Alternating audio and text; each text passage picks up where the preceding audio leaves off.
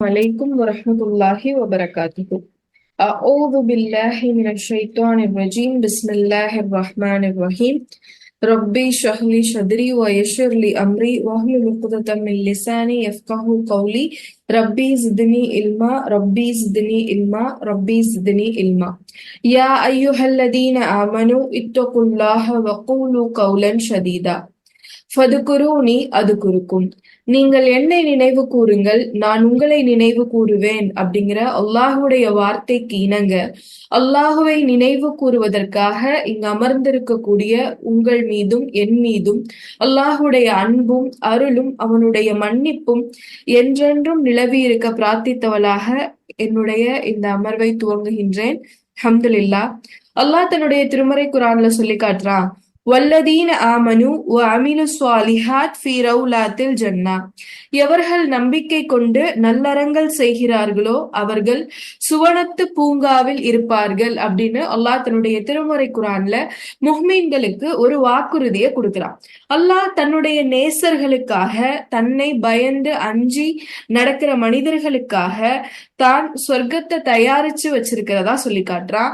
இப்படிப்பட்ட சொர்க்கத்துக்குள்ள மனிதர்கள் யாரு, யாரெல்லாம் இந்த சொர்க்கத்துக்குள்ள போவாங்க, நம்ம கிட்ட என்ன தன்மைகள் இருந்தா நாமும் இந்த சொர்க்கத்துடைய பூங்காக்கள்ல நடமாடலாம் அப்படிங்கறதான் நம்ம ஒவ்வொரு நாளும் ஒவ்வொரு தன்மைகளா பார்த்துட்டு வரோம். இது வரைக்கும் 2 தன்மைகள் பத்தி பார்த்தோம், நினைவு இருக்கா? சொர்க்கத்துடைய பூங்காவில இருக்கணும் அப்படின்னா அவருக்கு 2 தன்மைகள் தேவை அப்படிங்கறத பார்த்தோம். என்னென்னு யாருக்காவது நினைவு இருந்தா நீங்க சாட்ல போடலாம். முதலாவது இது என்ன பார்த்தோம்? அல்லாஹுவை அஞ்சி நடக்கக்கூடியவர்கள் சொர்க்கத்துடைய பூங்காவில இளைப்பாறுவார்கள்னு பார்த்தோம். நேற்றைய வகுப்புல என்ன பார்த்தோம்? அல்லாஹுவை அதிகமாக நினைவு கூறக்கூடியவர்கள், தாக்கிராத், ஆண்களும் சரி பெண்களும் சரி, அல்லாஹுவை நினைவு கூறக்கூடியவர்கள் சுவனத்துல இருப்பாங்க அப்படின்னு சொல்லி பார்த்தோம். இன்னைக்கு அதே போல என்ன ஒரு அமல் நம்மள சொர்க்கத்துக்கு கூட்டிட்டு போக போகுது அப்படிங்கிறத பார்ப்போம். இன்னைக்கு நம்ம பார்க்க போறது என்னன்னா, சாதாரண சொர்க்கம் இல்ல. சொர்க்கத்துல ரசூலுல்லாஹ் சொல்றாங்கல்ல, நிறைய தரம் இருக்கு. ஒவ்வொருத்தரும் அவங்களுடைய அமல்கள் செய்யறதுக்கு தகுந்த மாதிரி சொர்க்கத்துல நிறைய தரங்கள் இருக்கு. இருக்கிறதுலயே உயர்ந்த தரம் எது?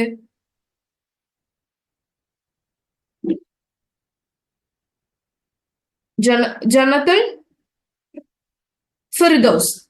அல்லாஹ் நம்மளுக்கு கொடுக்கிற சுவனங்கள்லயே ரொம்ப உயர்வான சொர்க்கமா அல்லாஹ் சொல்றது ஜன்னத்துல் ஃபிர்தௌஸ். அப்போ இன்னைக்கு இன்ஷா அல்லாஹ் என்ன பார்க்க போறோம் அப்படின்னா, நம்ம கிட்ட என்ன தன்மை இருந்தா நம்ம இந்த ஜன்னத்துல் ஃபிர்தௌஸ்ல உள்ள பூங்காக்கள்ல நடமாடலாம், அங்க நம்ம நிம்மதியா இருக்கலாம் அப்படிங்கிறத பத்தி தான் பார்க்க போறோம். நபி ஸல்லல்லாஹு அலைஹி வஸல்லம் அவங்க தன்னுடைய சஹாபாக்களுக்கு எப்பயுமே இந்த ஒரு நினைவூட்டலை செய்வாங்க. அது சஹாபாக்களுக்கும் இல்ல நம்மளுக்குமான நினைவூட்டல். என்னன்னா, சொர்க்கத்துல நிறைய விதமான சொர்க்கங்கள் இருக்கு, நிறைய அந்தஸ்து இருக்கு. நீங்கள் இறைவனிடம் கேட்பதாக இருந்தால் எதை கேட்க சொல்லி ரசூலுல்லாஹ் நமக்கு கற்றுக் கொடுக்குறாங்க? ஜன்னத்துல் ஃபிர்தௌஸையே கேளுங்க அப்படின்னு சொல்லி ரசூலுல்லாஹ் சொல்லி தராங்க. அப்போ இன்னைக்கு இந்த ஜன்னத்துல் ஃபிர்தௌஸ் உடைய வாரிசுகள் யார் அப்படின்னு பார்க்க போறோம். அல்லாஹ் தன்னுடைய திருமறை குர்ஆன்ல ஒரு சில பண்புகளை சுட்டிக்காட்டி, இந்த பண்புகள் எந்த மனிதர்கிட்ட இருக்கோ அவர்தான் ஜன்னத்துல் ஃபிர்தௌஸ் உடைய வாரிசு அப்படின்னு சொல்லி அல்லாஹ் சொல்றான். வாரிசுனா என்ன அர்த்தம்? நம்ம யார வாரிசுன்னு சொல்லுவோம்?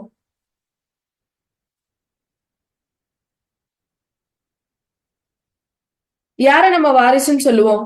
நம்ம வீட்டுக்கு விருந்தினரா வந்து ஒரு 2 நாள் இங்க தங்கிட்டு போற மனிதர்கள் வாரிசு ஆவாங்களா? இல்ல இந்த வீட்டுக்கு உரிய நபர்கள் வாரிசாவாங்களா? நம்மளுடைய சந்ததியர்கள், நமக்கானவர்கள், பிரத்யேகமா நம்ம கூட இருக்கக்கூடியவங்க. அப்போ அவங்களதான் நம்ம என்ன சொல்லுவோம்? வாரிசுன்னு சொல்லுவோம். நிரந்தரமா இருக்கிறவங்க தான் வாரிசுன்னு சொல்லுவோம். அல்ஹம்துலில்லாஹ். அப்போ அந்த அடிப்படையில் அல்லாஹ் இந்த ஜன்னத்துல் ஃபிர்தௌஸுக்குரியவர்கள்னு சொல்லல, ஜன்னத்துல் ஃபிர்தௌஸ்ல இருப்பாங்க அப்படின்னு சொல்லல. அல்லாஹ் இந்த தன்மைகளை குறிப்பிட்டு சொல்லும் போது என்ன சொல்றான்? இவங்கதான் ஜன்னத்துல் ஃபிர்தௌஸுடைய வாரிசுகள். ஆனா என்ன அர்த்தம்? இவங்களுக்காக தான் இவ்வளவு உயர்வான சொர்க்கமே நம்ம தயாரிச்சு வச்சிருக்கோம் அப்படிங்கறத அல்லாஹ் தன்னுடைய திருமறை குர்ஆன்ல சொல்லி காட்டுறான். சூரா முஃமினூனுடைய 11வது வசனத்துல அல்லாஹ் சொல்லும் போது சொல்றான், அல்லதீன யரிஸூனல் ஃபிர்தௌஸ ஹும் ஃபீஹா ஹாலிதூன். இவர்கள்தான் ஜன்னத்துல் ஃபிர்தௌஸில் நிரந்தரமாக தங்கக்கூடியவர்கள் அப்படின்னு சொல்லிட்டு இவங்களுடைய தன்மைகள் என்னென்ன அப்படிங்கறத முஃமினூன்ல முதலாவது வசனத்துல இருந்து அல்லாஹ் சொல்லிட்டு வரான். கத் அஃப்லஹல் முஃமினூன், முஃமின்கள் வெற்றி அடைந்தார்கள். அவங்க கிட்ட என்னென்ன குணங்கள் இருக்கும் அப்படின்னு சொல்லி அல்லாஹ் நிறைய குணங்களை பட்டியலிட்டுறான். அதுல இன்னைக்கு நம்ம ஒரே ஒரு குணம் மட்டும்தான் பார்க்க போறோம். அது என்ன குணம் அப்படின்னா, அல்லதீனஹும் அனில் லஹ்வி முஹ்ரிதூன், அவர்கள் வீணான பேச்சு மற்றும் செயல்களை விட்டு விலகி இருப்பார்கள். அப்போ ஜன்னத்துல் ஃபிர்தௌஸுடைய வாரிசுகள், ஜன்னத்துல் ஃபிர்தௌஸுடைய பூங்காக்கள்ல நடமாடக்கூடிய மனிதர்களுடைய ஒரு குணம் என்னன்னா, அவங்க வீணான பேச்சுக்களும் செயல்களையும் விட்டு விலகி இருப்பார்கள். அல்லாஹ் இங்க ஒரு வார்த்தை பயன்படுத்துறான், லகு. லகுன்னு ஒரு வார்த்தை பயன்படுத்துறான். லகுனா என்ன அர்த்தம்னா, எந்த யூஸ்மே இல்ல, வேஸ்ட், அதால எந்த மதிப்பும் இல்லை. அது நம்ம இங்க நிறைய ரொம்ப நம்மளுடைய நேரம் செலவழிச்சு ஒரு விஷயத்த நம்ம செஞ்சிருப்போம். ஆனா அந்த விஷயம் எதுக்குமே பயனளிக்காது, இதால எந்த பிரயோஜனமும் இல்லை அப்படின்னு சொல்லக்கூடிய விஷயத்த தான் லகுன்னு சொல்லுவாங்க. அப்போ இந்த ஜன்னத்துல் ஃபிர்தௌஸ்ல இருக்கக்கூடிய இந்த மனிதர்கள் இப்படி பயனற்ற பேச்சுக்கள்ல இருந்தும் செயல்கள்ல இருந்தும் தூரமாகி இருப்பாங்க அப்படின்னு சொல்லி அல்லாஹ் தன்னுடைய திருமறை குர்ஆன்ல சொல்லி காட்டுறான். இப்போ நம்ம இந்த மாதிரியான வீணான பேச்சுக்கள்ல இருந்தும் செயல்கள்ல இருந்தும் தூரமா இருக்கமா? நம்மளுக்கு ஆசை இருக்குதானே நம்மளும் ஜன்னத்துல் ஃபிர்தௌஸ்க்கு போகணும்னு சொல்லி. அப்ப அந்த தன்மைகள்ல ஒன்னான இந்த தன்மையை நம்ம கிட்ட இருக்கா? வீணான பேச்சுக்கள்ல இருந்தும் செயல்கள்ல இருந்தும் நம்ம விலகி இருக்கோமா அப்படின்னா, பல நேரங்கள்ல அப்படி இருக்கிறது இல்ல. இருக்க நம்ம முயற்சி செய்யறோம், இருக்கணும்னு ஆசைப்படுறோம். ஆனா அது நம்மளால பல நேரங்கள்ல செய்ய முடியறது இல்ல. அப்போ சொர்க்கத்துடைய மனிதர்களுடைய ஒரு முக்கியமான பண்பா அல்லாஹ் இங்க சொல்றது, தூய்மையான நாவையும் தூய்மையான இதயத்தையும் கொண்டவர்களா அவங்க இருப்பாங்க. வீணான பேச்சுக்கள்ல இருந்து தூய்மை அடைந்தவர்களா இருப்பாங்க. ஒரு தூய்மையான நாவ் இருந்தாதான் அவரு சொர்க்கத்துடைய மனிதரா இருக்க முடியும். அப்போ எப்போ ஒருத்தருக்கு தூய்மையான நாவு வரும்? அவருடைய உள்ளம் தூய்மையா இருக்கும் போதுதான் அவருடைய நாவு தூய்மையா இருக்கும். பொதுவா நம்மள சொல்லுவாங்கல்ல, தெரியாம பேசிட்டேன் அப்படின்னா, தெரியாம எப்படி நீ பேச முடியும்? உன் மனசுல என்ன இருக்கோ அதைதான் நீ பேசியிருக்க. அது எப்படி மனசுல இல்லாதது எப்படி வார்த்தையா வரும் அப்படின்னு சொல்லி சொல்லுவாங்கல்ல. இப்ப அதே மாதிரி ஒரு மனிதருக்கு வார்த்தைகள் தூய்மையா வர்றதும் வீணான விஷயங்களை பேசாம அவர் இருக்கிறதும் எதனுடைய அடையாளம் அப்படின்னா, அவருடைய உள்ளம் தூய்மையா இருக்குன்னு அர்த்தம். அவருக்கு உள்ளம் தூய்மையா இருக்கிறதாலதான் அவருடைய வார்த்தையும் தூய்மையா இருக்கு அப்படின்னு சொல்றான். பாருங்க, அல்லாஹ் இந்த மனிதனை படைச்ச விதமே அற்புதமானது தானே. எல்லா படைப்புகளை விடவும் மனிதனுடைய படைப்பு என்னது? ரொம்ப அற்புதமானது. அந்த மனித படைப்புலயே அவனுக்கு கொடுத்த உறுப்புகள்லயே இந்த ஒரு உறுப்பு ரொம்ப அற்புதமான உறுப்புன்னு சொல்றாங்க. இமாம் இப்னு கையிம் ரஹ்மத்துல்லாஹ் சொல்லும் போது சொல்றாங்க, அல்லாஹ் மனிதனுக்கு கொடுத்த உறுப்புகள்லயே ரொம்ப வித்தியாசமானதும் அற்புதமானதும் எது அப்படின்னா அவனுடைய நாவு தான் அப்படின்னு சொல்லி சொல்றாங்க. ஏன் இந்த நாவு இவ்வளவு ஸ்பெஷல்? ஏன் நாவுக்கு இவ்வளவு முக்கியத்துவம் கொடுத்திருக்காங்க? அது பிரமிப்பா இருக்கு, ஆச்சரியமா இருக்குன்னு சொல்றாங்க. எதனால?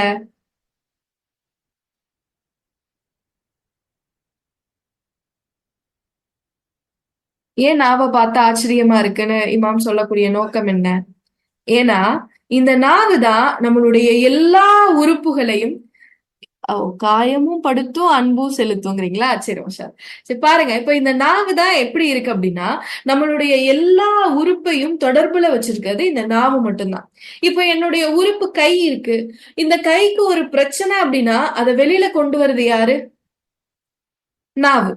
என்னுடைய தலையில ஒரு பிரச்சனை அப்படின்னா அதை நான் எனக்கு அதை வெளியில தெரிவிக்கிறதுக்கு எந்த உறுப்பு முக்கியமான காரணமா இருக்கு? நாவு. நம்ம மனசுல 1000 எண்ண ஓட்டங்கள் ஒரு நாளைக்கு ஓடும்.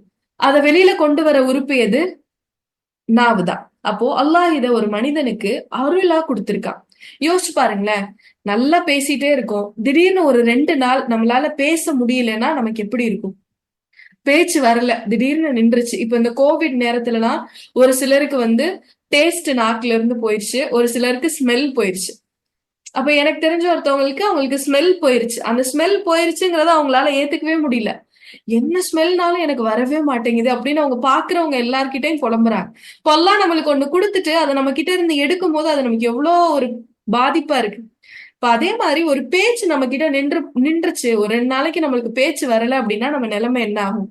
நம்ம எப்படிலாம் ஃபீல் பண்ணுவோம் மனசுக்குள்ள? அவ்வளவுதான். உலகமே அப்படியே ஸ்தம்பிச்சு போன மாதிரி இருக்கும். நம்ம நினைக்கிறத நமக்கு எதிரில உள்ளவங்க கிட்ட சொல்லாம நமக்கு மண்டையே வெடிக்கிற மாதிரி இருக்கும் சொல்ல போனா. அப்போ இது அல்லாஹ் நம்மளுக்கு கொடுத்திருக்க ஒரு அருள். இப்போ இந்த அருளை பயன்படுத்தி நம்ம சொர்க்கத்துக்கு போறோமா நரகத்துக்கு போறோமா அப்படின்னு தீர்மானிக்கிறது நம்மளுடைய கையில தான் இருக்கு.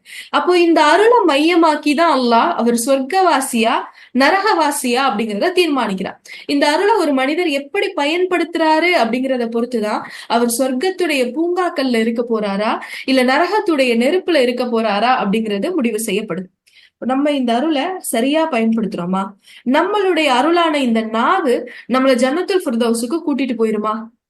அந்த அளவுக்கு நம்ம கிட்ட இந்த நாவை பயன்படுத்தி நல்ல அமல்கள் இருக்கா? யோசிச்சு பாருங்களேன். காலையில தூங்கி எழுந்ததுல இருந்து நம்ம திரும்ப நைட்டு போற வரைக்கும் எத்தனை வார்த்தைகள் பேசுறோம், எவ்வளவு விஷயங்கள் பேசுறோம். ஒரு ஆய்வுல சொல்றாங்க, சராசரியா ஒரு பெண் ஒரு நாளைக்கு 20,000 வார்த்தைகள் பயன்படுத்துறாங்க. சராசரியா பேசுறதுக்கே. இல்ல ஒரு பிரச்சனை, ஒரு ஒரு பெரிய விஷயத்துக்கு தீர்ப்பு சொல்ல போறோம் அப்படிலாம் இல்ல. சராசரியா பேசுறதே ஒரு பெண் ஒரு நாளைக்கு 20,000 வார்த்தைகள் பயன்படுத்துறாங்க. இதெல்லாம் வெளிவர வார்த்தைகள். வெளியில வராம மனசுக்குள்ள அப்ப எத்தனை ஆயிரம் வார்த்தைகள் நமக்கு வருது ஒரு நாளைக்கு? நம்ம நினைக்கிற எல்லாத்தையும் பேசிடுறோமா? இல்ல. நம்ம நினைக்கிறதுல பாதிதான் சொல்ல போனா நம்ம பேசுறோம். பாதியை நம்ம மனசுலயே வச்சிருவோம். ஐயோ இதெல்லாம் சொன்னா பிரச்சனை ஆயிரும் என்ன செஞ்சிடும், மனசுக்குள்ளே வச்சிடும். அப்போ ஒரு நாளைக்கு ஏராளமான வார்த்தைகளை நம்ம பயன்படுத்துறோமே, இதுல எத்தனை வார்த்தைகள் நம்மள ஜன்னத்துல் ஃபிர்தௌஸுக்கு கூட்டிட்டு போகக்கூடிய வார்த்தைகளா இருக்கு. இப்ப இவ்வளவு வார்த்தை நம்ம பேசுறோம்ல, இதெல்லாம் என்ன ஆகுது? என்னைக்காவது யோசிச்சிருக்கோமா? இவ்வளவு பேசுறோமே, இந்த வார்த்தைகளுடைய நிலைமை என்ன? அப்படியே காத்துல அப்படியே கரைஞ்சு போயிருமா? நம்ம பேசுனது எல்லாமே மறைஞ்சு போயிருமா? என்ன ஆக போகுது இந்த வார்த்தைக்கு? அல்லாஹ் தன்னுடைய திருமறை குரான்ல 50வது அத்தியாயத்துடைய 17, 18 ஆகிய வசனங்கள்ல சொல்லும் போது சொல்றான் பாருங்களேன். மனிதனின் வலப்புறத்திலும் இடப்புறத்திலும் எடுத்தெழுதும் இரு வானவர் எழுதும் பொழுது கண்காணித்து எழுதக்கூடியவர்கள் அவனிடம் இல்லாமல் எந்த சொல்லையும் அவன் மொழிவதில்லை. அப்போ நம்ம ஒரு நாளைக்கு இவ்ளோ வார்த்தைகள் பேசுறோம்ல, இந்த வார்த்தைகள்லாம் எங்கேயுமே காணாம போறது இல்ல. இப்ப எங்கேயுமே மறைஞ்சு போறது இல்ல. நீங்க 20,000 வார்த்தைகள் பயன்படுத்தினாலும் சரி, 30,000 வார்த்தைகள் பயன்படுத்தினாலும் சரி, 50,000 வார்த்தைகள் பயன்படுத்தினாலும் சரி, இது எல்லாமே நம்ம சொல்ற மாதிரி சும்மா சொன்னேன், சும்மா பேசினேன், சும்மாதான் நான் இப்படி உங்களை பார்த்து நான் இப்படி சொல்லிட்டேன், எதுவுமே சும்மா அப்படிங்கறதே கிடையாது. இந்த எல்லாமே இப்ப என்ன செய்யப்பட போதா? பதியப்பட போகுது. நம்மளுக்கு நிர்ணயிக்கப்பட்ட வானவர்கள், நம்மளுடைய வலப்புறத்திலும் இடப்புறத்திலும் இருக்கக்கூடிய வானவர்கள் நம்ம என்னென்ன பேசுறோம் அப்படிங்கறது எல்லாத்தையுமே இப்ப நோட் பண்றாங்க. நம்ம செய்யறது மட்டும் பதிவு செய்யப்படல, நம்ம சொல்றதும் பதிவு செய்யப்படுதுன்னு அல்லாஹ் சொல்றான். நம்ம என்ன நினைக்கிறோம்? மலக்குமார்கள் நம்மளுடைய செயல்களை பதிவு செய்யறாங்க. நல்லது செஞ்சிருக்காரு, தீயது செஞ்சிருக்காரு. அப்படி இல்ல. மலக்குமார்கள் என்ன செய்யறாங்கன்னா நம்ம சொல்ற வார்த்தைகளை கூட பதிவு செய்யறாங்களாம். இப்ப பாருங்க, இந்த பதிவெல்லாம் ஒருவேளை செக் பண்ற வாய்ப்பு நமக்கு கிடைக்குதுன்னு வச்சுக்கோங்களேன். டெய்லி மலக்குமார்கள் எழுதுறாங்கல்ல, ஒரு வாய்ப்பு. இந்த பதிவை நம்மளே சரி பார்த்துக்கிற வாய்ப்பு. சரி பார்த்தா இந்த பதிவுல நம்ம சொர்க்கத்துக்கு போறவங்களா இருப்போமா நரகத்துக்கு போறவங்களா இருப்போமா? இந்த பதிவுகள்ல எவ்வளவு லகுவு இருக்கும், எவ்வளவு வீணான பேச்சப்ப அதுல இடம்பெற்று இருக்கும். யோசிச்சு பாருங்க. நம்ம கிட்ட அந்த புத்தகம் கொடுக்கப்பட்டு சரிபார்க்கப்பட்டாலே நம்ம என்ன நினைப்போம்? பாதியை ஒழிக்கிறதுக்கு வாய்ப்பு இருந்தா எடுத்து மறைச்சு ஒழிச்சிடலாமான்னு நினைப்போம். அதான மனித இயல்பு. இப்போ ஒரு எக்ஸாமே வைக்கிறாங்கன்னு வச்சுக்கோங்களேன். ஒரு ரெக்கார்டே நம்ம சப்மிட் பண்றோம் ஸ்கூல்ல காலேஜ்ல ஏதோ ஒன்று. இப்ப எழுதும் போது என்ன செய்வோம்? தப்பா எழுதிட்டா அதை அப்படியே அந்த ரெக்கார்ட் பேஜ்ல இருந்து நம்ம எடுத்துருவோம். அப்படியே கிழிச்ச தடம் தெரியாம கிழிச்சிரும். நிறைய இது தப்பா இருக்கும், எல்லாத்தையும் கிழிக்க முடியாது. அட்லீஸ்ட் கொஞ்சமாவது எடுத்து நம்ம கிழிச்சு சரி பண்ணிக்கலாமே நினைப்போம்.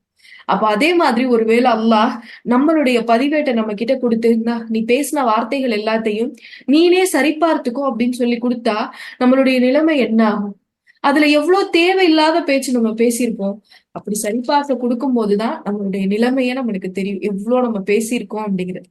அப்போ இந்த லகுவு இல்லாம நம்மளுடைய ஏடு இருந்தா மட்டும்தான் நம்ம ஜன்னத்துல் ஃபிர்தௌஸுடைய வாரிசுகளா மாற முடியும்.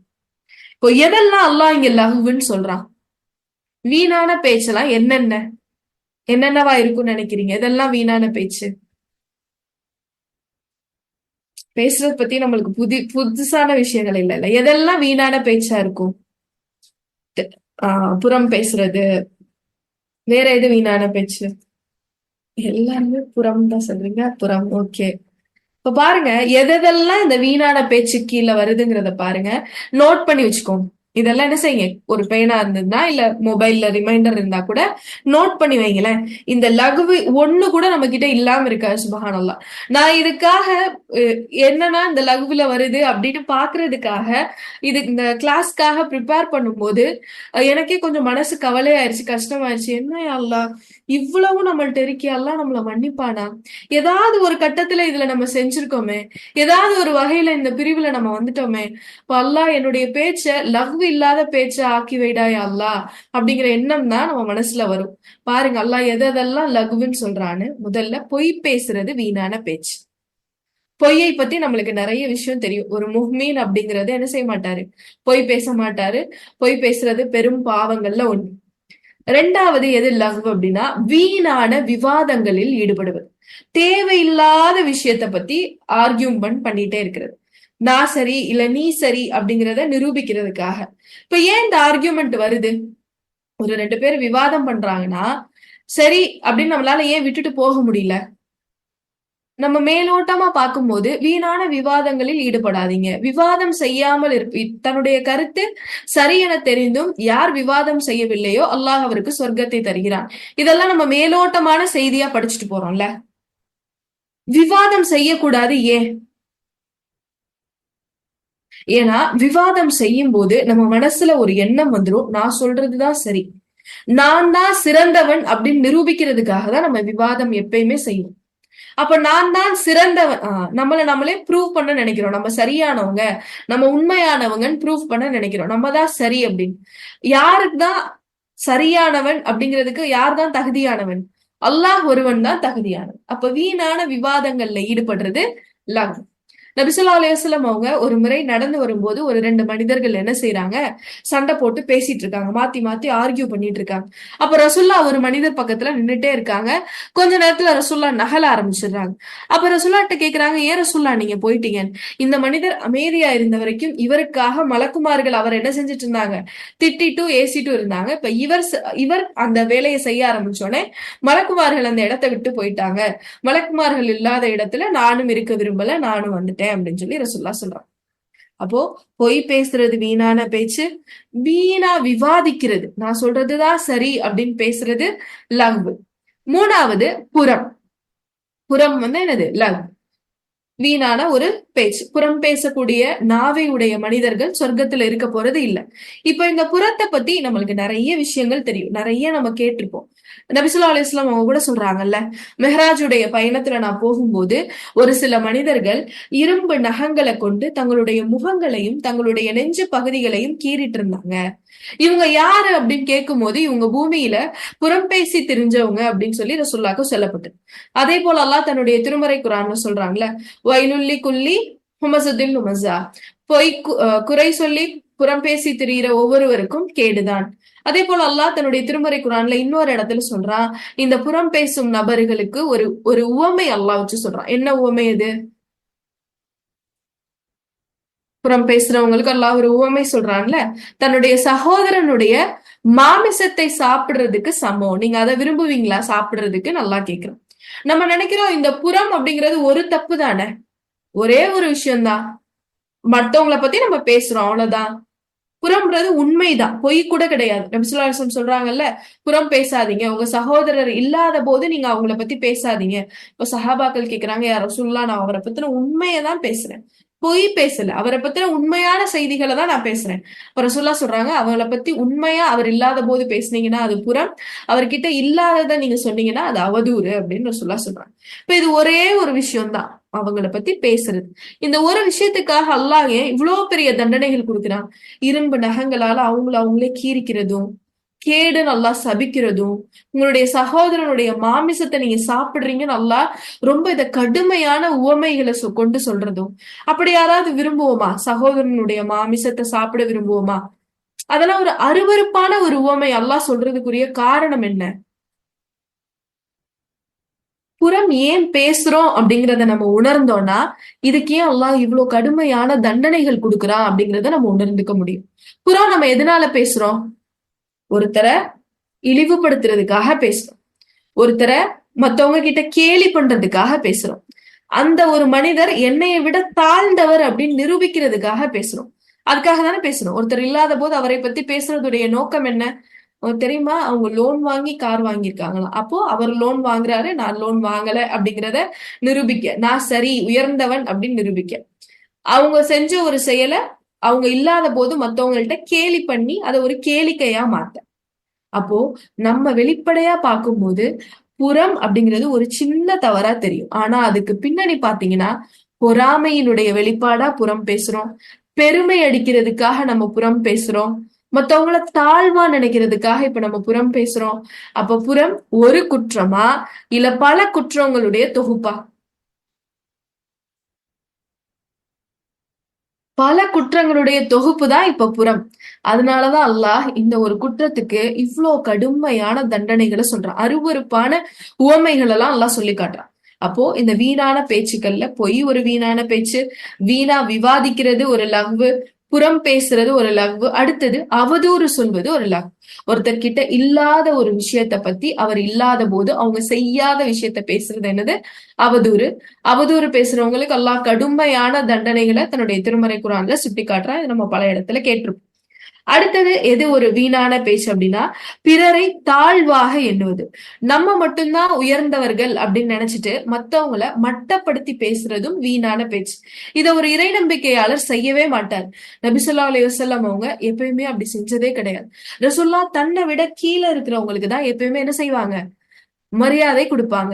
வயதுல முதிர்ந்து வந்தாங்கன்னா, ரொம்ப மனதளவுல பலகீனப்பட்டு வந்த மனிதர்கள், இவங்க கிட்டதான் ரசூலுல்லாஹ் எப்பயுமே க்ளோஸா இருப்பாங்க. நபி ஸல்லல்லாஹு அலைஹி வஸல்லம் அவங்க எப்பயுமே ஒரு சபைக்கு வந்தா கூட ரசூலுல்லாஹ்வுடைய குணத்தை பாருங்களேன். முன்னாடி போய் எப்பயும் உட்கார மாட்டாங்க. இல்ல வசதியானவர்கள் கிட்ட உட்கார மாட்டாங்க. எங்க இடம் காலியா இருக்கோ அங்க உட்கார்ந்துருவாங்க. ஒரு அமர்வுக்குள்ள வரப்போறாங்க. அவங்கதான் அந்த அமர்வுடைய ஹீரோவே. அவங்க அவங்க எங்க உட்கார்ந்தாலும் மக்கள் அவங்கள திரும்பி பார்க்க போறாங்க. ஆனா அப்படிப்பட்ட ரசூலுல்லாஹ் எங்க உட்காருவாங்க அப்படின்னா, எங்க பலகீனமான மனிதர்கள் இருக்காங்களோ அந்த இடத்தை தேடி போய் தான் உட்காருவாங்க. எந்த அந்த மஜ்லிஸ்குள்ள நுழையும் போது எங்க காலியான இடம் இருக்கோ அங்க ரசூல்லா அப்படியே உட்கார்ந்துருவாங்களாம். அப்ப எல்லாரும் என்ன செய்வாங்க? அப்படியே திரும்பி ரசூல்லாவை பார்த்து உட்காருவாங்களா, அப்படியே அந்த அமர்வு ஆரம்பிக்கணும். ரசூல்லா எவ்வளோ அஹ், எளிமையா நடந்திருக்காங்கன்னு பாருங்க. எப்படி மக்களுடைய மனங்களை ரசூல்லா புரிஞ்சு நடந்திருக்காங்க. இப்போ பிறரை தாழ்த்தி பேசுவது ஒரு லா. அடுத்தது எது லஹ்வ் அப்படின்னா, நாம் செய்த அமலை நாமே சொல்லி காட்டுவது. ஒருத்தவங்களுக்கு நம்ம ஒரு நல்லது செஞ்சுட்டோம் அப்படின்னா அதை நம்மளே சொல்லி காட்டுறது. பாத்தியா, என்னாலதான் இது நடந்துச்சு தெரியுமா, என்னாலதான் இந்த நன்மை. அதை எப்படி அவங்க சொல்லுவாங்கன்னா, நான் சொல்லி காட்டணும்னு சொல்லல, ரசூல்லா அப்படி எந்த இடத்துலயுமே சொல்லி காட்டினதே இல்லை. அப்படி ரசூல்லா சொல்லி காட்டணும்னு நினைச்சிருந்தா எவ்வளோ விஷயங்கள் சொல்லி காட்டிருக்கலாம். நீங்க சுவனத்திற்குரியவர் அப்படின்னு சுப செய்தி வந்த போது ரசுல்லா, எப்பா நீ சுவனத்துக்குரியவர் ஆனதுக்கு காரணம் என்ன தெரியுமா? நான் தான் அப்படின்னு எங்கேயாவது ரசுல்லா சொன்னாங்களா? அவங்களுடைய நல்ல அமல்களை என்னைக்காவது ரசுல்லா சுட்டி காமிச்சிருக்காங்களா? இல்ல. அப்போ இப்படி நம்ம செய்த அமல்களை, நம்ம செய்த நன்மைகளை, நம்மளால ஒருத்தவங்களுடைய வாழ்க்கையில அவங்களுக்கு ஏற்பட்ட ஒரு நன்மையை நம்ம மீண்டும் மீண்டும் சுட்டி காட்டுவது ஒரு லக். அடுத்ததா எது வீணான பேச்சு அப்படின்னா சபிப்பது வீணான பேச்சு. நபி ஸல்லல்லாஹு அலைஹி வஸல்லம் அவங்க சொல்றாங்க, ஒரு இறை நம்பிக்கையாளர் சபிக்க மாட்டார். சபிப்பது நயவஞ்சகனுடைய பண்புன்னு ரசூலுல்லாஹ் சொல்றாங்க. அதே போல கெட்ட வார்த்தைகளை பேசுவது நயவஞ்சகரின் பண்பு. நபி ஸல்லல்லாஹு அலைஹி வஸல்லம் சொல்றாங்க, கோபத்தின் போது கெட்ட வார்த்தைகளை பயன்படுத்துவது நயவஞ்சகனுடைய பண்பு அப்படின்னு சொல்லி சொல்றாங்க. அப்போ சபிக்கிறதும் கெட்ட வார்த்தைகளை பேசுறதும், நம்ம இது ரெண்டு கோபத்துலதான் பேசுவோம். ஏன்னா நம்ம இதை ரெண்டையும் பேசிட்டு எப்படி நியாயப்படுத்துவோம்னா, நம்ம ஒருத்தவங்களை சபிக்கிறதா இருந்தாலும் சரி, ஒருத்தவங்களை கெட்ட வார்த்தை பயன்படுத்தி திட்டுறதா இருந்தாலும் சரி, அதை சொல்லிட்டு நம்ம அதை எப்படி நியாயப்படுத்துவோம்? நான் கோபத்துல பேசிட்டேன், நான் கோபமா இருந்தேன், அந்த அளவு எனக்கு இழப்பு இருந்துச்சு தெரியுமா, எனக்கு அந்த அளவு அநீதம் இழைக்கப்பட்டுச்சு தெரியுமா. ரசூலுல்லாஹ் சொல்றாங்க, கோபத்துலதான்ப்பா இது ரெண்டு வெளிவரும். கோபத்தில் இதை நீங்க பயன்படுத்தினீங்கன்னா நீங்க நயவஞ்சகனுடைய பண்புல உள்ளவங்க ரசூலுல்லாஹ் என்ன செய்யறாங்க? நம்மள எச்சரிக்கிறாங்க. அடுத்தது லகு என்ன அப்படின்னா, உள்ளொன்று வைத்து புறம் ஒன்று பேசுவது. இதுவும் ஒரு வீணான பேச்சு. மனசுக்குள்ள ஒரு விஷயம் இருக்கும், ஆனா வெளியில என்ன இருக்கும்? வேற இருக்கும். அவர் உள்ளுக்குள்ள 1000 கரை உள்ளவர்களாகவும் குறை உள்ளவராகவும் இருப்பாரு. ஆனா அவருடைய வார்த்தை வெளியில பார்த்தா வேற மாதிரி இருக்கும்.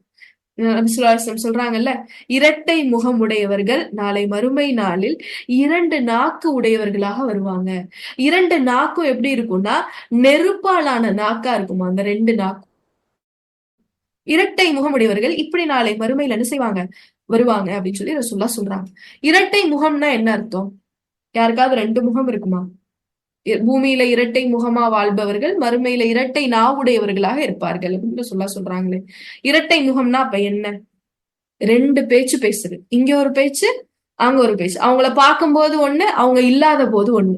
இப்ப இதுதான் இரட்டை முகம். அப்போ ஹதீஸ்ல வர இந்த இரட்டை முகங்கள் அப்படிங்கிறது 2 முகம் இல்ல, 2 விதமான வார்த்தைகளை பயன்படுத்துறது, 2 விதமான பண்புகளை வெளிக்காட்டுவது. ஒருத்தர்கிட்ட ஒரு மாதிரியும் நம்ம வெளியில சொல்லும் போது நம்மளை பத்தி ரொம்ப என்ன போட்டிருக்காங்க, ஓகே, நம்மளை பத்தி ஒருத்தவங்க கிட்ட நல்ல விதமா வெளிப்படுத்துவோம். ஆனா நம்மளுடைய செயல்கள் எல்லாமே அதுக்கு மாறுபட்டதா இருக்கு. அப்ப இதுதான் இரட்டை முகமுடையவங்க. இப்ப உள்ளொன்று வைத்து புறமொன்று பேசுவது லவ். அடுத்த லவ் என்னன்னு பாருங்க, பிறரின் கண்ணியத்தை பால்படுத்துவது. பிறருடைய கண்ணியத்தை பால்படுத்துவது ஒரு வீணான பேச்சு. நபி ஸல்லல்லாஹு அலைஹி வஸல்லம் அவங்க சொல்றாங்கல்ல, ஒரு முஃமினுடைய கண்ணியம், அவருடைய செல்வம், அவருடைய இரத்தம், இன்னொரு முஃமினுக்கு அது என்னது, அமானிதம். அப்போ இத யாரும் என்ன செய்யக்கூடாது, பால்படுத்தக்கூடாது. உங்களுடைய அமானிதம் இது. இதை நீங்க மோசடி பண்ணீங்கன்னா நீங்க அமானிதத்தை மோசடி செஞ்சவர்களுக்கு சமமாயிருவீங்க. நபி ஸல்லல்லாஹு அலைஹி வஸல்லம் அவங்க கிட்ட ஒரு பெண்ணை பத்தி சொல்லப்படுது. அந்த பெண் நல்லா தொழுகிறாங்க, இபாதத்துள்ளவங்களா இருக்காங்க, நல்ல வணக்கசாலியா இருக்காங்க. ஆனா அந்த பெண்ணுடைய நாவாலையும் கரத்தாலையும் அவங்களுடைய அண்டை வீட்டார் பாதுகாப்பு பெறல. இப்ப ரசூல்லா அந்த பெண்ணை பார்த்து சொல்றாங்க, இவங்க சொர்க்கத்துக்குரிய பெண்ணா இவங்க இல்ல அப்படின்னு சொல்லி ரசூல்லா சொல்றாங்க. அப்போ பிறருடைய கண்ணியத்தை நம்ம ஒருபோதும் பாழாக்கவே கூடாது. இப்ப பாருங்க, நபி ஸல்லல்லாஹு அலைஹி வஸல்லம் அவங்களுக்கு வஹி வர்றதுல நிறைய வழிமுறைகள் இருந்து, நிறைய விதமா ரசூலுல்லாஹ்க்கு என்ன செய்யும், வஹி வரும். அதுல ஒரு உயரிய விதமான வஹி என்ன அப்படின்னா, அல்லாஹுடைய வார்த்தைகள் டைரக்டா அவங்களுக்கு வர்றது, ஜிப்ரீல் அலைஹிஸ்ஸலாம் அவங்க மூலமா வர்றது. அதுல ரொம்ப கம்மியானனா ரொம்ப தாழ்வானன்னு சொல்ல முடியாது, ரொம்ப கீழே உள்ள வகை என்ன அப்படின்னா கனவுகள்ல வகி வருது. ரசூலுல்லாஹ்வுக்கு எது கனவா இருந்தாலும் அது என்ன ஆகும், அது உண்மையா நடக்கும். அது ஒரு விதமான வகி. ரசூலுல்லாஹ்க்கு மணி ஓசை சத்தத்துல வகி வந்திருக்கு. இப்படி நிறைய விதங்கள் இருக்குல்ல. அப்போ அதுல ரொம்ப உயர்வானது அல்லாஹுடைய வார்த்தைகளே நேரடியா வருவது. அதுல ரொம்ப கம்மியானது ரசூலுல்லாஹ்வுக்கு கனவுகளின் மூலமா வகி வருது. இப்போ நான் இந்த ஒரு தலைப்புக்காக நான் படிக்கும் போதே எனக்கு இது ரொம்ப ஆச்சரியமா இருந்தது. பாருங்க, அல்லாஹ் என்ன செஞ்சாங்கன்னா, நபி ஸல்லல்லாஹு அலைஹி வஸல்லம் உங்களுக்கு காபா நீங்க திரும்ப கைப்பற்றுவீங்க, நீங்க ஃபதஹ் மக்கா, உங்களுக்கு மக்கா வெற்றி கொள்ளப்படும் அப்படிங்கிற ஒரு விஷயத்த ரசூலுல்லாஹ்வுக்கு கனவின் மூலமா தான் அல்லாஹ் கொடுத்தாங்க. அவங்க காபாக்குள்ள நுழையிற மாதிரி வாய்ஸ் ஸ்ட்ரக் ஆகுதா? வாய்ஸ் கிளியரா இருக்கா?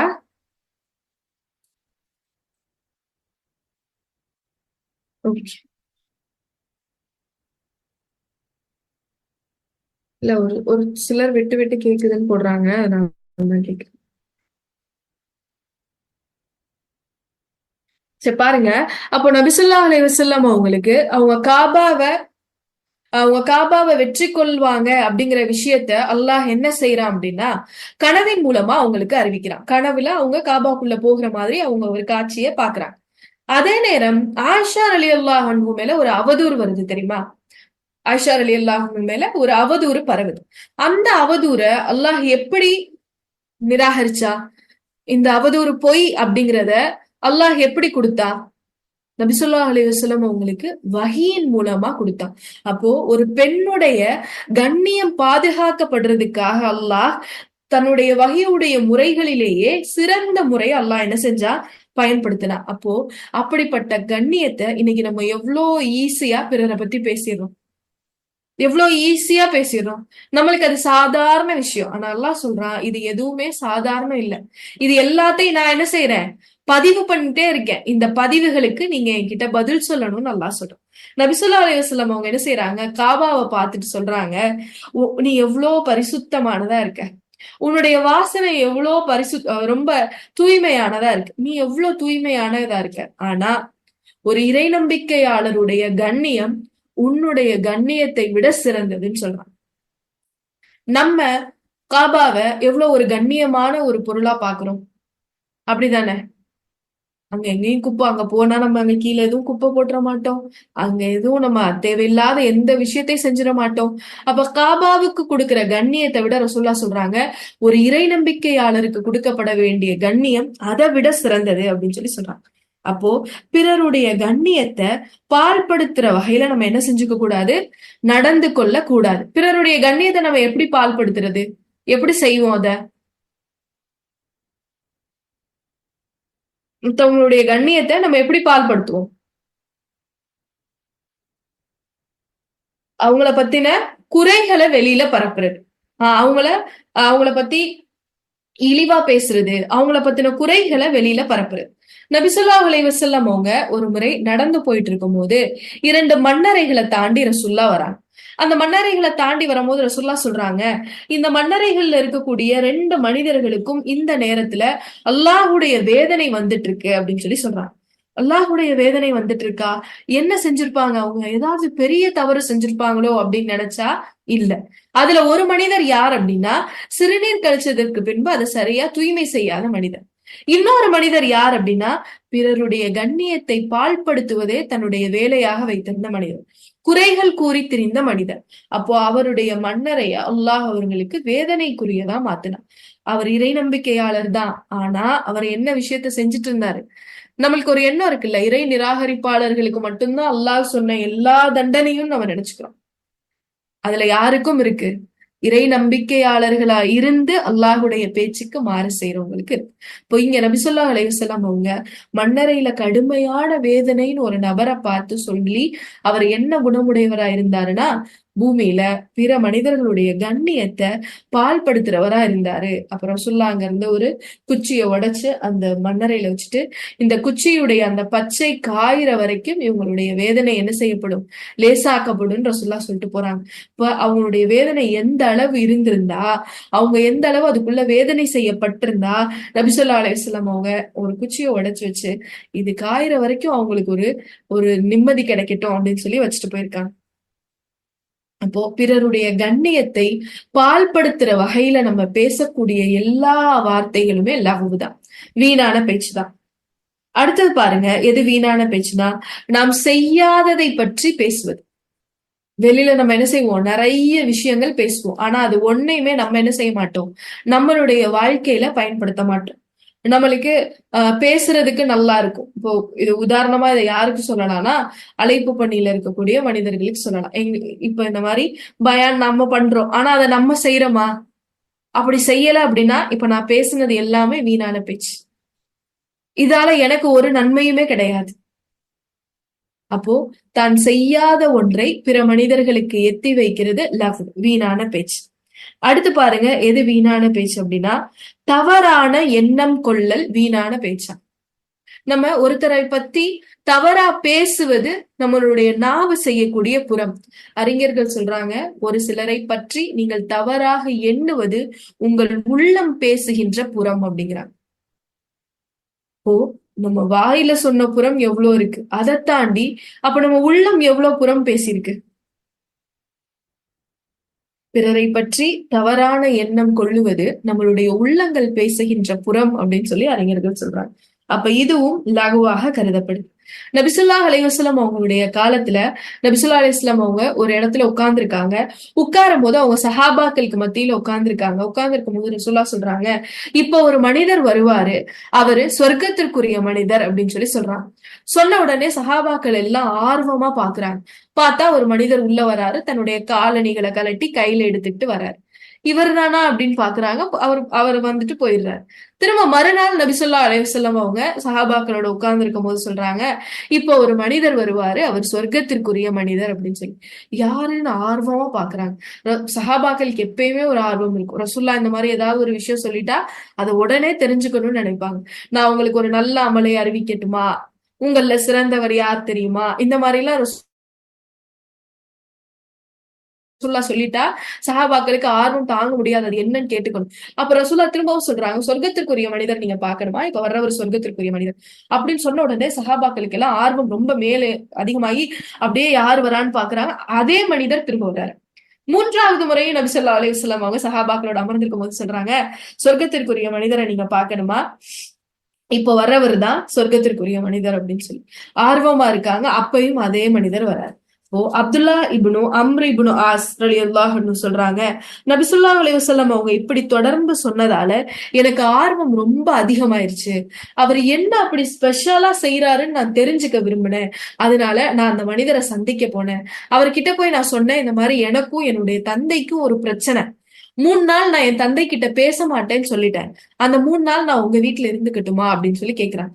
கேட்ட உடனே சொல்றாங்க, சரி இருந்துக்கோங்க அப்படின்னு சொன்னோடனே இவரும் 3 நாள் இருக்கா. 3 நாள் இருந்தா அப்துல்லா இப்னு அம்ர் இப்னு ஆஸ் ரலியல்லாஹு அன்ஹுக்கு இப்ப தூக்கம் இல்ல. நைட்டு என்ன செஞ்சிடறாங்க, படுத்துடுறாங்க. படுத்துட்டா திரும்ப இடையில திடீர்னு முழிச்சு பாக்குறாங்க. இவர் சொர்க்கவாசினா இவர் ரகசியமா ஏதாவது ஒரு அமல் செய்வாரு. இப்ப தொழுகிறாரா அப்படின்னு எந்திரிச்சு பாக்குறாங்க. இப்போ உட்கார்ந்து அல்லாஹ் கிட்ட மன்னிப்பு கேட்கிறாரா எந்திரிச்சு பாக்குறாங்க. எல்லாரும் தூங்குனதுக்கு அப்புறம் இவர் ஏதாவது சதக்கா செய்ய போறாரா, இல்ல இரவெல்லாம் நின்று வணங்குறாரான்னு 3 நாள் தூக்கம் இல்லாம இவரை கண்காணிக்கிறது மட்டுமே அப்துல்லா இப்னு அம்ர் இப்னு ஆஸ் ரலியல்லாஹு அன்ஹுக்கு ஒரு வேலையா இருந்தது. அப்படி 3 நாள் கண்காணிச்சு பார்த்தா அவர் எதுவுமே பெருசா செய்யல. வர்றாரு, இரவு தொழுகிறாரு, அவர் எப்பயும் போல உணவு சாப்பிடுறாரு, தொழுகிறாரு, தூங்கிடுறாரு. காலையில எந்திரிக்கிறாரு, தஹஜ்ஜத் தொழுகிறாரு, ஃபஜருக்கு முன்ன எந்திரிக்கிறாரு, தஹஜ்ஜத் தொழுகிறாரு, ஃபஜர் தொழுகிறாரு, அவ்வளவுதான். இபாதத்துகளை பார்த்தா அப்படி ஒண்ணும் பெரிய அளவுல இல்ல. 3 நாள் கழிச்சு இவங்க என்ன செய்யறாங்க, ரொம்ப விரக்தி அடைஞ்சு ஒண்ணுமே செய்யலையே, இவர் ஏதாவது ஸ்பெஷலா செய்வாருன்னு பாப்போம்னு வந்தா இவர் நம்மளை விட கம்மியா தானே செய்யறாரு. நம்ம கூட இரவுலதான் நின்று வணங்குறோம், இவர் நம்மளை விட கம்மியா தானே செய்யறாரு அப்படின்னு சொல்லிட்டு ரொம்ப விரக்தி அடைஞ்சு போறாரு. போகும்போது உண்மையை சொல்லிடுறாரு அந்த மனிதர்கிட்ட. நான் இந்த மாதிரி என்னுடைய தந்தையோட சண்டை போட்டெல்லாம் வரல. நான் ரசுல்லா இந்த மாதிரி 3 தடவை சொல்லும் போது நீங்க தான் வந்தீங்க. நீங்க என்ன அமல் செய்றீங்கன்னு பாத்துட்டு போலான்னு தான் நான் வந்தேன். அப்படின்னோட ஆனா நான் 3 நாள் இருந்து கவனிச்சதுல நீங்க எதுவுமே சிறப்பா செஞ்ச மாதிரியே எனக்கு தெரியல. நீங்களே சொல்லிருங்களேன், நீங்க என்ன அமல் செய்றீங்க, ரசுல்லா அவங்கள பார்த்து இப்படி சொன்னாங்க அப்படின்னு கேக்குறாங்க. உடனே அந்த மனிதர் சொல்றாரு, அப்படி எதுவும் நான் செஞ்ச மாதிரி எனக்கு தெரியலையே, அது எனக்கு என்னன்னு தெரியலையே அப்படின்றாரு. உடனே இவங்களுக்கு 3 நாள் நம்ம இருந்து பார்த்துமே அது என்ன அமல்னு தெரிஞ்சுக்க முடியலையே. அப்ப ஆர்வம் பாருங்களேன். அவரை சொர்க்கத்துக்கு ஏதோ ஒரு அமல் கூட்டிட்டு போயிருக்கு. அதை பின்தொடர்ந்து போய் இவங்க கவனிக்கிறாங்கன்னா எதுக்காக? நம்ம ஒருத்தரை கவனிப்போம், எதுக்காக கவனிப்போம்? அவர்கிட்ட உள்ள குறைய சொல்றதுக்காக. என்னமோ சொன்னீங்க அவர் நல்லவர்னு, பாருங்க அவர் எவ்வளவு தப்பு பண்றாரு. ஆனா இந்த சஹாபியோட எண்ணத்தை பாருங்களேன். அது என்ன அமல்னு தெரிஞ்சுக்கிட்டு அதை நானும் செய்யணும். அதை கண்டுபிடிக்க முடியலன்னு இப்ப ரொம்ப கவலையா இப்ப வெளியில போகும்போது அவர் கூப்பிடுறாரு, ஒரு நிமிஷம் இங்க வாங்கலேன், அது என்னன்னு நினைக்கிறேன்னா அப்படின்னோட இப்ப வேவேவா வராங்க, சொல்லுங்க அது என்ன விஷயம்னு எனக்கு சொல்லுங்க அப்படின்னோடனே அவர் சொல்றாரு, நான் ஒவ்வொரு நாள் இரவும் படுக்கும்போது என்னுடைய மனதுல எந்த தவறான எண்ணமும் நான் கொள்றதில்லை. யாரை பத்திய குரோதத்தையும் நான் வளர்த்துக்கிறது இல்ல.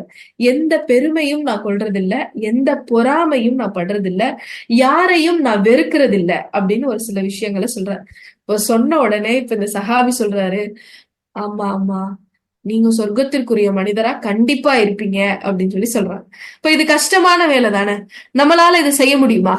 யார பத்தியும் தவறா எண்ணாம, யார பத்தின பழி உணர்ச்சியும் மனசுல இல்லாம, யாரு மேல கோபமும் இல்லாம நம்ம ஒரு இரவை கடக்க முடியுமா? அல்லது ஒரு நாளையாவது நம்மளால பகல் பொழுதையாவது நம்மளால இப்படி கடக்க முடியுதா? இந்த மாதிரி எந்த எண்ணங்களும் இல்லாம இப்ப சஹாபி சொல்றாங்க, ஆமா அப்ப நீங்க சொர்க்கத்திற்குரிய மனிதர் தான் அப்படின்னு சொல்லி சொல்லிடுறாங்க. அப்போ இந்த மாதிரி பிறரை பற்றி தவறான எண்ணம் கொள்ளாமல் இருப்பது சொர்க்கத்திற்குரிய அமல்கள்ல ஒரு அமல். தவறான எண்ணம் கொன்றோம், தவறா பேசுறோம்னா அதுவும் இந்த லகுவுல வரும், வீணான பேச்சுல வரும். அடுத்ததா வீணான பேச்சு அப்படின்னா எதுனா, தேவையின்றி அந்நிய ஆணிடமும் அந்நிய பெண்களிடமும் பேசுறது. ஆணா இருந்தா அந்நிய பெண்கள் கிட்ட பேசுறது, ஒரு அந்நிய பெண்ணா இருந்தா ஒரு அந்நிய ஆண் கிட்ட பேசுறது. நபி ஸல்லல்லாஹு அலைஹி வஸல்லம் அவங்களுடைய பழக்கம் இதுவாக இல்லை.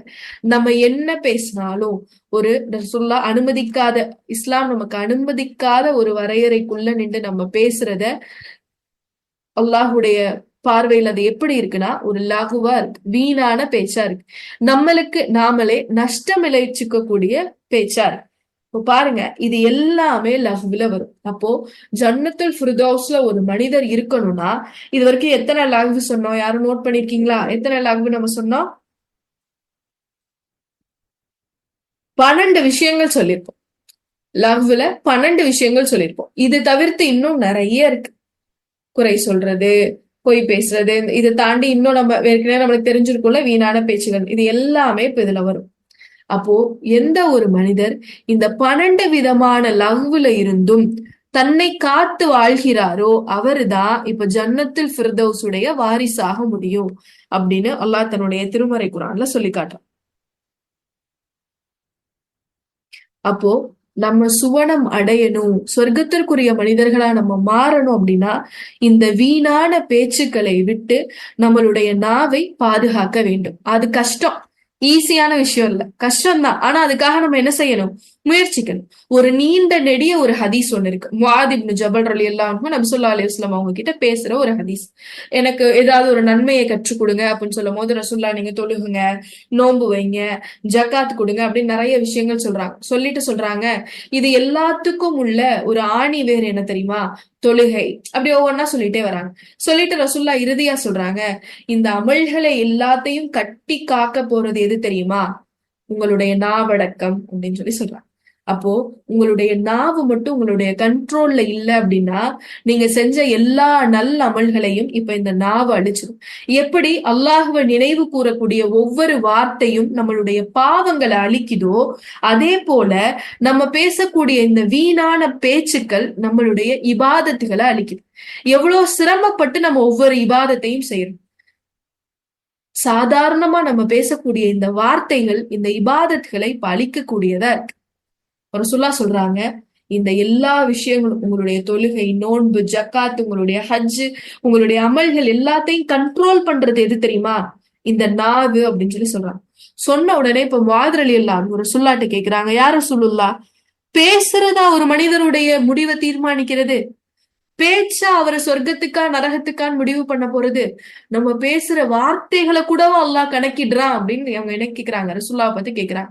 யா ரசூலுல்லாஹ், நம்ம பேசக்கூடிய வார்த்தைகளை கூடவா அல்லாஹ் கணக்கிடுறான் அப்படின்னு.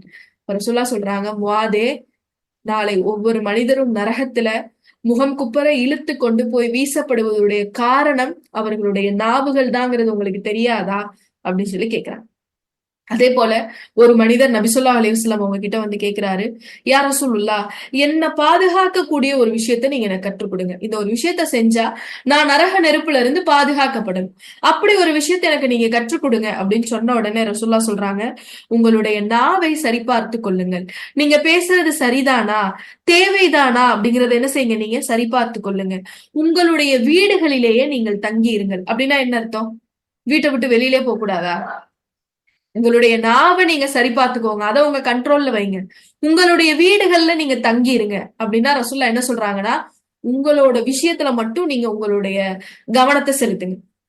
மத்தவங்களோட விஷயத்துல இப்ப நீங்க கவனத்தை செலுத்தாதீங்க, கருத்து சொல்லாதீங்க.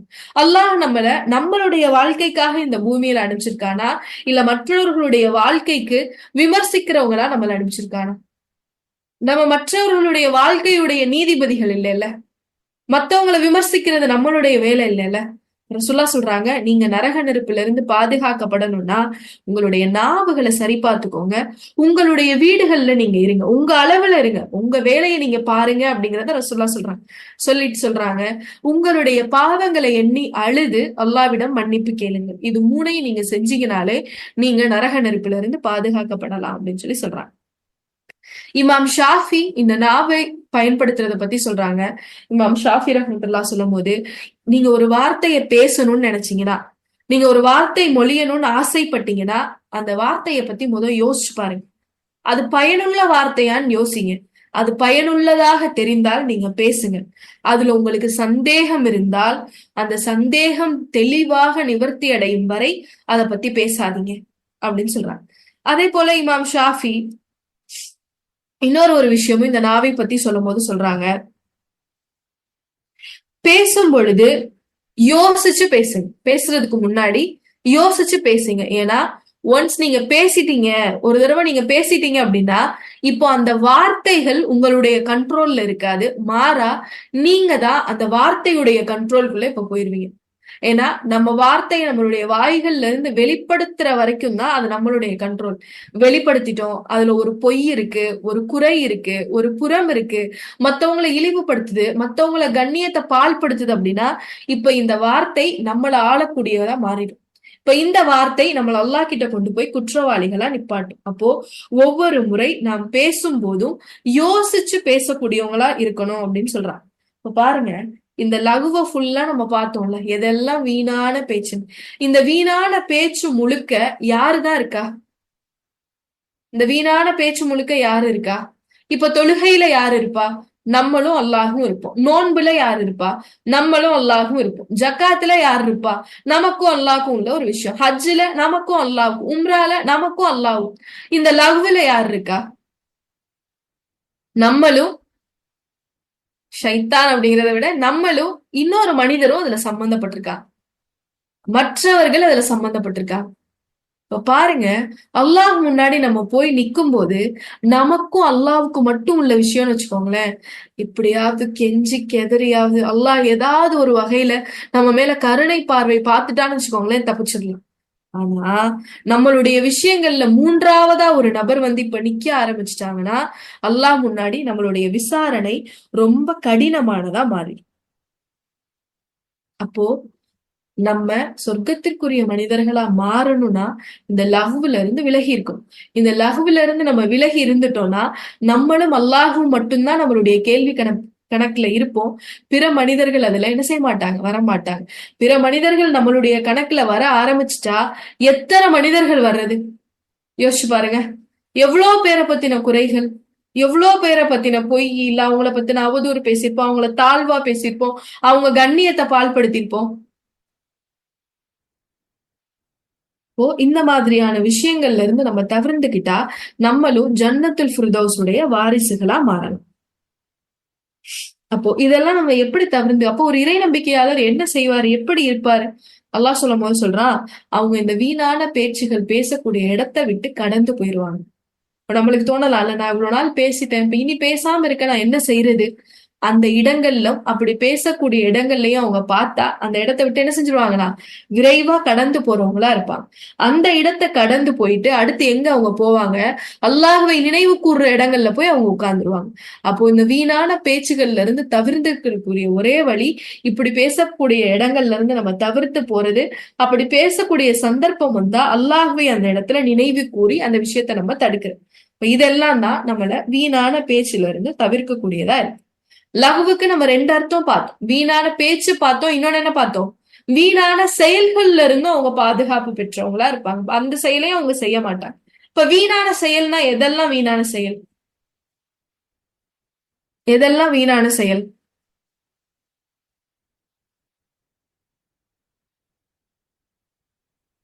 அல்லாஹுடைய திருப்தியை பெற்று தராத எல்லா செயல்களுமே வீணான செயல். அப்போ ஜன்னத்துல் ஃபிர்தௌஸ் உடைய வாரிசுகள் எப்படி இருப்பாங்கன்னா வீணான செயல்களிலிருந்து விலகி இருப்பார்கள். அல்லாஹுடைய திருப்தியை பெற்று தராத எந்த செயலையும் செய்ய மாட்டாங்க. இப்போ ஒரு நாளைக்கு நம்ம காலையில இருந்து எத்தனை செயல்கள் செய்யறோம்னு பாருங்களேன். அதுல எத்தனை செயல் அல்லாஹுடைய திருப்தியை பெற்று தருதுன்னு யோசிங்க. நம்ம சமைக்கிறோம், அந்த சமையல் அல்லாஹுடைய திருப்தியை பெற்று தரக்கூடியதா?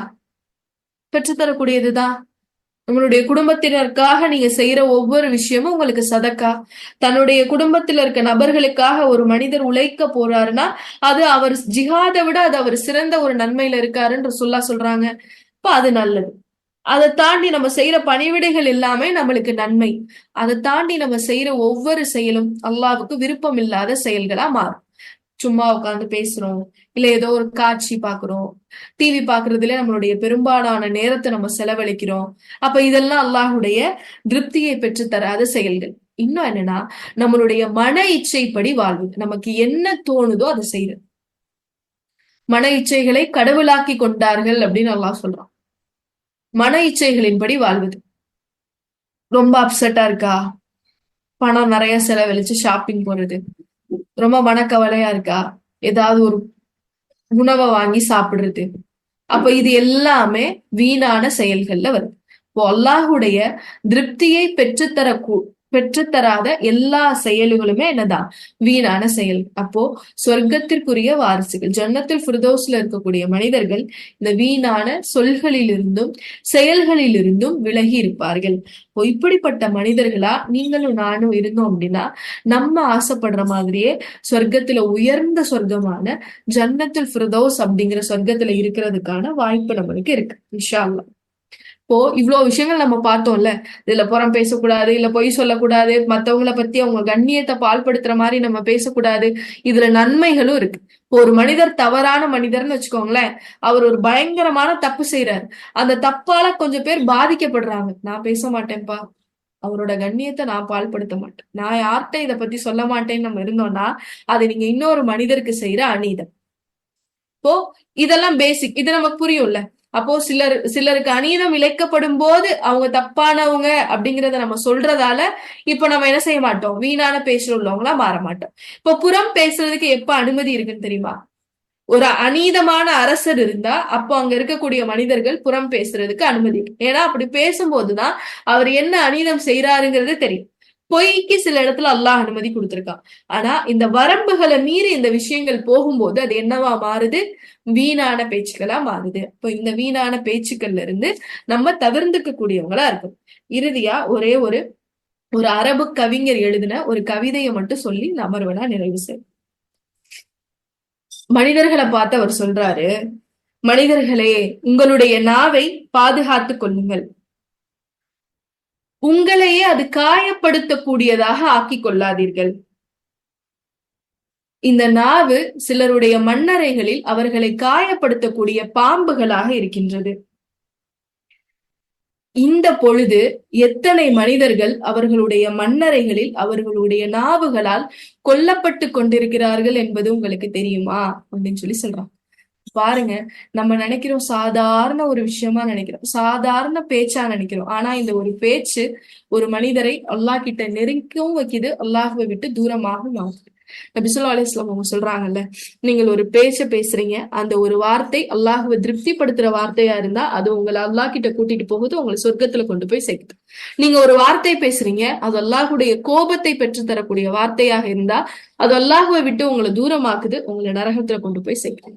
அதே போல உமர் ரலியல்லாஹு அன்ஹு சொல்றாங்க, மனிதர்களிடம் பேசுவது உங்களுக்கான நோய். மனிதர்களை பத்தி நீங்க அதிகமா பேசுவதும் மனுஷங்க கிட்ட அதிகமா உரையாடுவதும் நோய். அல்லாஹ்விடம் பேசுவதும் அல்லாஹுவை பற்றி பேசுவதும் உங்களுக்கான நிவாரணம் அப்படின்னு சொல்லி. இப்போ நம்ம நோயை அதிகமா சேகரிக்கக்கூடிய மனிதர்களா இருக்குமா, இல்ல நமக்கான நிவாரணத்தை சேகரிக்கக்கூடிய மனிதர்களா இருக்கும்? இன்ஷா அல்லாஹ் சிந்திச்சு பார்த்து சொர்க்கத்திற்குரிய மனிதர்களா மாறணும். இங்க சொல்லப்பட்ட விஷயங்களை நம்மளுடைய வாழ்க்கையில பின்பற்றக்கூடிய மக்களாக அல்லாஹ் உங்களையும் என்னையும் ஆக்கியோர்ல துவா செய்தவளாக என்னுடைய இந்த அமர்வை நிறைவு செய்கிறேன். வாஹிர தஅவானா அல்ஹம்துலில்லாஹி ரப்பில் ஆலமீன். அஸ்ஸலாமு அலைக்கும் வரஹ்மத்துல்லாஹி